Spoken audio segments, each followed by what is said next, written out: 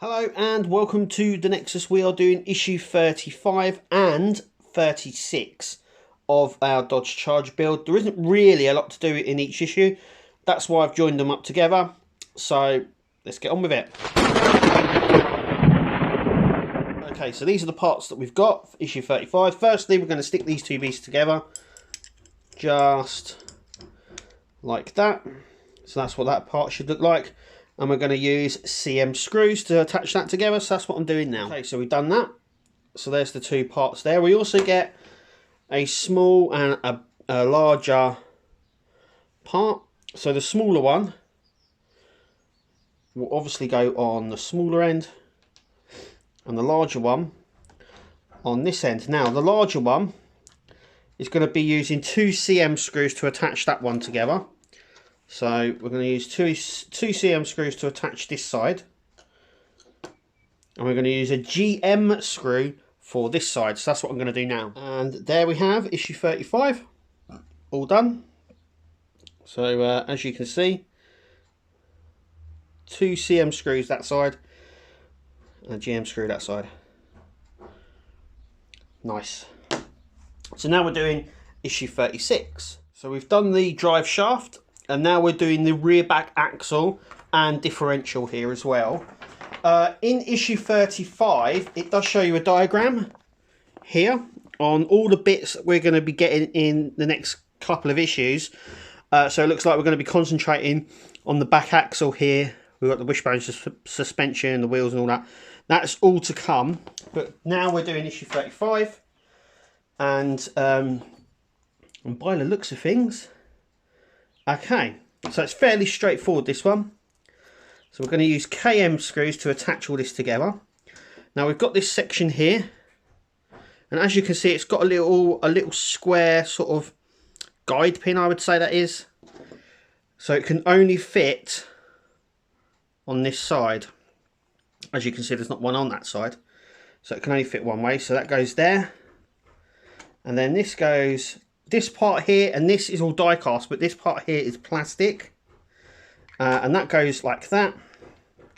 And we're going to use KM screws to secure that in place. Okay, so there's the two parts that we've just built. Fairly easy and straightforward. The next part is we're going to be using parts from issue 34, which was the brake line. And we're going to be installing this to the bottom of our car. So I'm just going to grab that and let's get started. Okay, so the first thing we're going to do is we're going to attach this part just here onto this part here. So as you look up towards the back of the car here, you'll notice there's two holes opposite where the speaker hole is.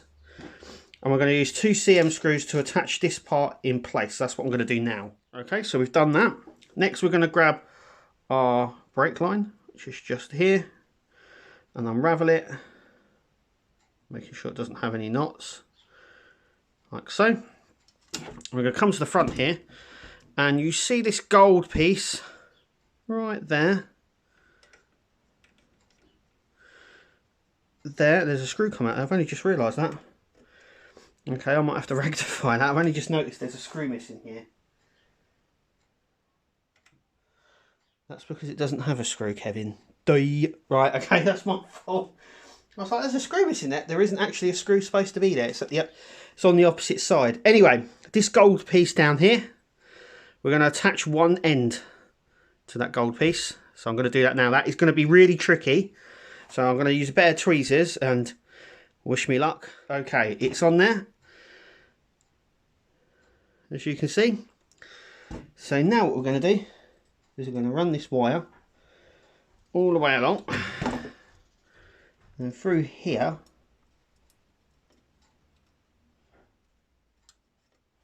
like so. Just going to pull it a little bit tight, like so. I'm actually going to hook it under there. Now I really don't like leaving it stuff like this, but that is my head got in the way there, sorry. That is where we're going to have to leave it.